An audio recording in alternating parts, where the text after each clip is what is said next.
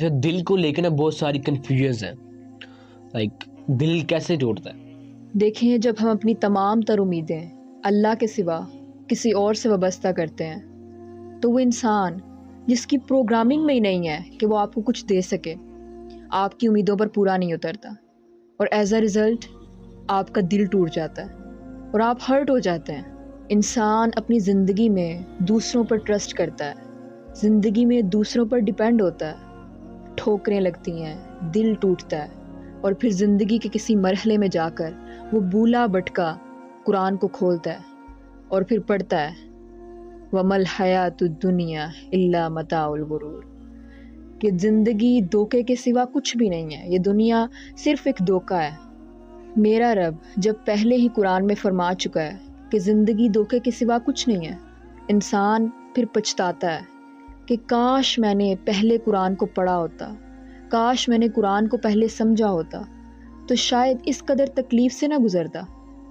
میرا رب جب فرما رہا ہے تو پھر شک کی گنجائش نہیں رہتی، تو ہمیں دھوکوں کے لیے تیار رہنا چاہیے۔ اور اس میں میسیج اسپریڈ کرنے والوں کا بھی کردار ہے۔ کچھ دینی لوگ اتنے کروے بن جاتے ہیں، اتنی سخت تقریریں، فتویٰ کہ وہ ایسا ہے، وہ جہنمی، وہ ایسا، اور یوتھ نہ پھر ان سے دور بھاگتی ہے، ہر وقت کہیں فتویٰ نہ دے دے ہم پہ کوئی۔ اس لیے دیکھیں، جج نہ کریں، کسی کے ایموشنز کو ہرٹ نہ کریں، اللہ ہی ہے نا جس پہ مرضی کرم کر دے۔ اس لیے اللہ کو وہ پسند ہے، وہ گناہ جس کے بعد توبہ کا احساس پیدا ہو، وہ گناہ اس کے بعد احساس شرمندگی ہو، اللہ کو وہ پسند ہے۔ تو مت ایسا بنے کہ 4 نمازیں پڑھ لیں تو جو نماز نہیں پڑھتا اسے حقیر سمجھے، مت ایسا بنے کہ تھوڑا صدقہ کر لیں تو جن کے پاس مال ہے ان کو حقیر سمجھے۔ سو دل ہے نا جو، اس کو بچا کے رکھیں، کسی کو دل آزاری نہ ہو، کسی کی گناہ سے نفرت کریں، گنہگار سے نہیں۔ دیکھیں، دل ایک ایسا اعضاء انسانی جسم میں کہ جس میں اگر دنیا کی محبت سما جائے تو انسان بے سکونی کا شکار رہتا ہے۔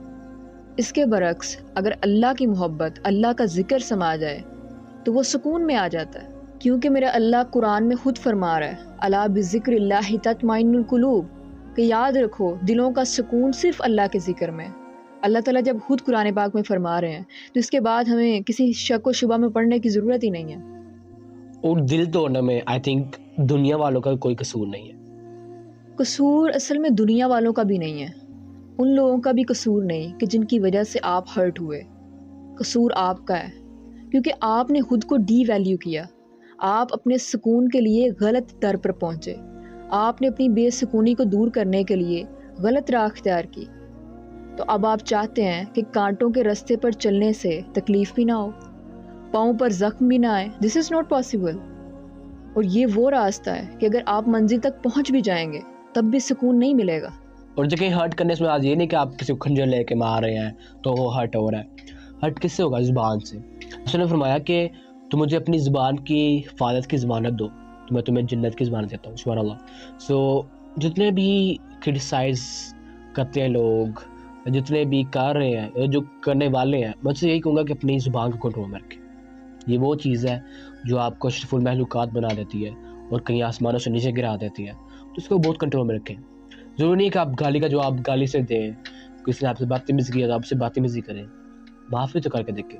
اب یہ نہیں کہ آپ ظلم برداشت کریں، لیکن کس طرح جس حد تک آپ معاف کر سکتے ہیں معاف کر کے دیکھیں پھر آپ کو کہاں تک یہ چیز پہنچا دیتی ہے۔ انسان دیکھیں غلطیوں سے ہی سیکھتا ہے۔ آپ کو احساس ہو گیا تو آپ موو آن کریں، خود کو مضبوط بنائیں۔ ہاں یہ آسان نہیں ہے، لیکن اتنا مشکل بھی نہیں جتنا آپ اسے سمجھ بیٹھے ہیں۔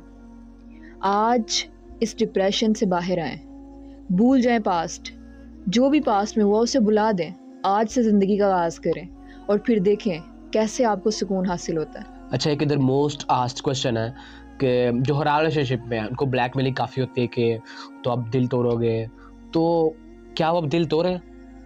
دل توڑنا صحیح بھی ہے اور غلط بھی ہے۔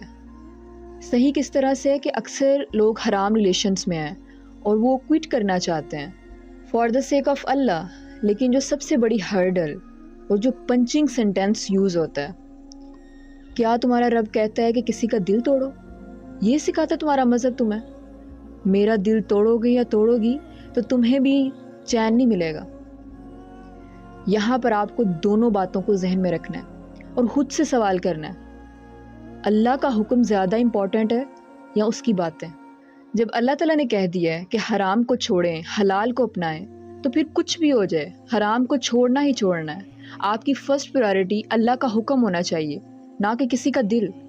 اور حدیث میں بھی آتا ہے نا کہ اگر آپ نے کسی سے محبت رکھنی ہے تو صرف اللہ کی رضا کے لیے رکھیں، اگر کسی سے بغض رکھنا ہے تب بھی صرف اللہ کی رضا کے لیے، اگر کسی کو کچھ دینا ہے تب بھی اللہ کی رضا کے لیے، اور اگر کسی کو دینے سے ہاتھ روکنا ہے تب بھی اللہ کی رضا کے لیے۔ اور دوسری طرف دیکھیں دل توڑنا غلط کس طرح سے ہے۔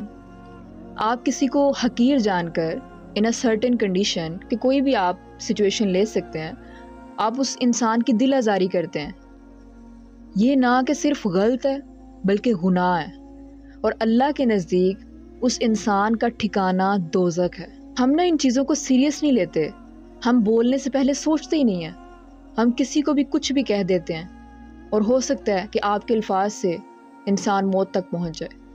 آج کل ہمارے معاشرے میں کیا ہے، ہماری جو نیو جنریشن ہے وہ بالکل ایموشنز کو بہت زیادہ اپنے اوپر حاوی کر لیتی ہے، اور چھوٹی چھوٹی باتوں کو لے کر سوسائڈ تک پہنچ جاتی ہے۔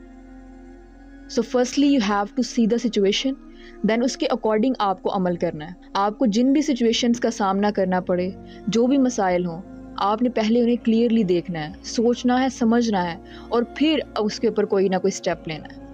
ایگزیکٹلی، دل کو سخت مت کریں، یہ بہت بڑی بربادی ہے۔ ہاں، جسم کو سخت کریں، مین شوڈ بی اسٹرانگ، لیکن جو اس کا دل ہے نا وہ موم کی طرح ہونا چاہیے۔ کسی غریب کو دیکھے تو دل تڑپ پڑے، کسی کا ظلم ہوتا دیکھے تو دل اندر سے رو پڑے، اس کی حفاظت کے لیے دل جاگ پڑے۔ دل ایسا ہونا چاہیے، کسی کو دکھ میں پائے تو اس کا دکھ بانٹے۔ یہ نہیں کہ آپ کولڈ فش بن کے میں بہت اسٹرانگ ہوں۔ اسٹرانگ وہ ہیں جو ایکسٹرنلی اسٹرانگ ہیں، اسٹرانگ اصل وہ ہیں جن کے دل نرم ہے، جن کے دل میں احساسات ہیں، جذبات ہیں دوسروں کے لیے۔ اس لیے دل ٹوٹے گا، لیکن دل جب ٹوٹتا ہے نا تو پھر اللہ سے لگے گا۔